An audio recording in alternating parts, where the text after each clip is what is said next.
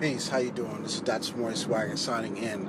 I just want to briefly touch on something that has kind of been nagging my spirit.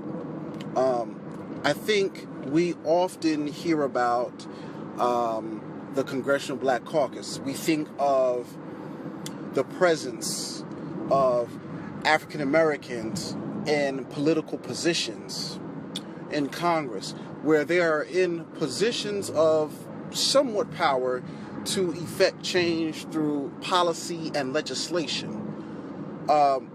We think that, well, we have a kin, someone that resembles my skin, someone that shares a same hue as me, is in office, and because we have a similar hue, because they are black and in America, they identify with me, so they're going to represent my best interest. And I think that when we adopt that ideology and that philosophy, that belief, we automatically fail ourselves.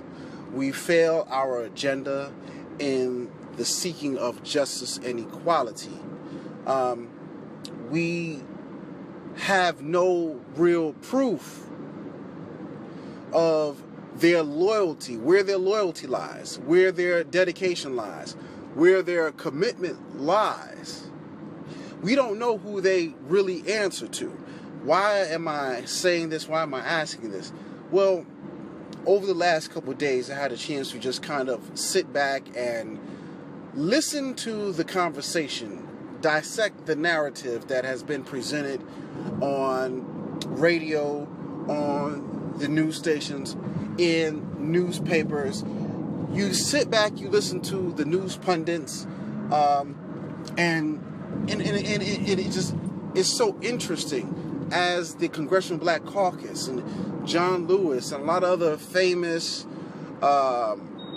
revered black congressmen on Capitol Hill and congresswomen,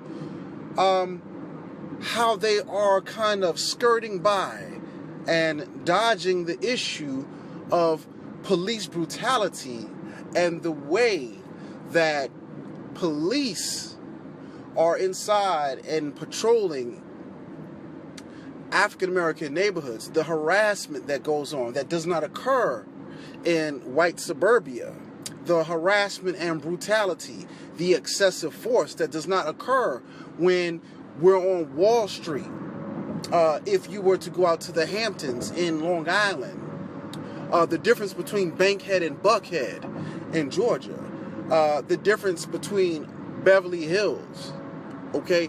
You can go on and on between the dichotomy of cities that are well-to-do, that are privileged, that may be predominantly white. They don't patrol and harass people that they see walking or driving. They don't do that. But when it comes to our neighborhoods, we are stopped and frisked for no reason. I haven't broken any law. I haven't jaywalked. You know, I'm just minding my business, but you feel the need to stop me. You interrupt my daily activities, right? And then that stop escalates into a killing. Now, where I feel the Congressional Black Caucus is dropping the ball, and I'm starting to ask if this is intentional dropping of the ball, is watching John Lewis talk on CNN. CNN was covering the double killings of Alton Sterling and Philando Castile, and a group of citizens. Well, it was a lot. Hundreds of thousands of citizens had marched to the Capitol, and John Lewis was on the stairs. And so the citizens are calling for justice against police brutality. And what he said was, I understand. And what I want you to do is joining me on Thursday so we can rally for gun control. Pause. Pause. Stop. Foot on the brakes. Red lights are glaring. Stop. No, stop. Gun control and police brutality are two completely separate arguments, two completely separate issues that he is conflating into one that is almost like we're going to, when we talk about gun control, you're talking about the availability, the accessibility of high-powered firearms, rifles. We think of gun control when we talk about cases that involve mass killings, mass shootings, massacres, shooting sprees. We think of the Colorado theater shooting. We think of Virginia Tech. We think of it's a plethora of mass shootings that we've seen. Point blank period, the Pulse nightclub that they talk about. So that's gun control. They're talking about clip capacity, how many bullets are held in a magazine, background checks on individuals that want to purchase firearms and ammunition. Okay, is this person on a watch list? Okay, is this person? Does this person have a history of terrorism? Does this person have mental instability? Okay, these are the issues and arguments that are discussed when you talk about gun control. Now, for John Lewis to say, I want you to come join me when we talk about gun control, what does that have to do with police brutality? That has nothing to do. But what you will do and what you will see is he's begging for your participation in the rally for gun control so that by the numbers, numerically, when we saw John Lewis, members of the Congressional Black Caucus and other Capitol Hill politicians do their sit-in after the Pulse nightclub shooting, right? They garnered a lot of attention. And that was for gun control legislation. But we have yet to see the Congressional Black Caucus sit their hind parts down, sit on their gluteus maximus, sit on their buttocks in the middle of the Capitol floor to talk about police brutality. No, they don't do that. They're not filibustering when we talk about police brutality. But what you want is, you want our physical presence.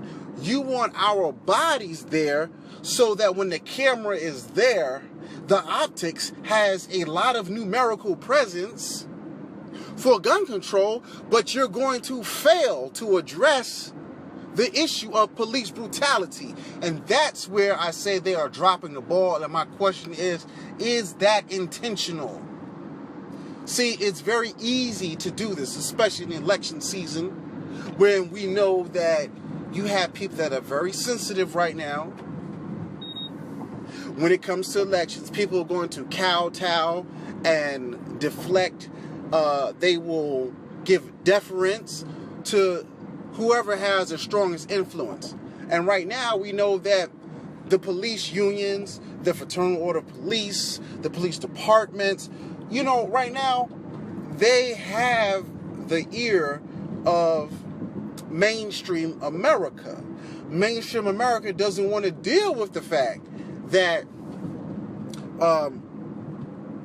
many black people and individuals of color are getting shot down regularly by police. If you bring it up, it's almost as if you're being unpatriotic. No, this is not about being unpatriotic. This is about me having the right to live as a citizen in the country in which I pay my taxes. I'm a law-abiding citizen. But for some reason or another, you have allowed individuals to attend your academy and pass your tests and possess a gun and a badge, and instead of doing background checks on them, you're doing background checks on citizens, and you don't know if these police have allegiances and loyalties and memberships to the KKKs, the neo-Nazis, the skinheads, and other white supremacist groups. And now they have been deputized into a position of authority where they can go, and then they have backing. So, the Congressional Black Caucus,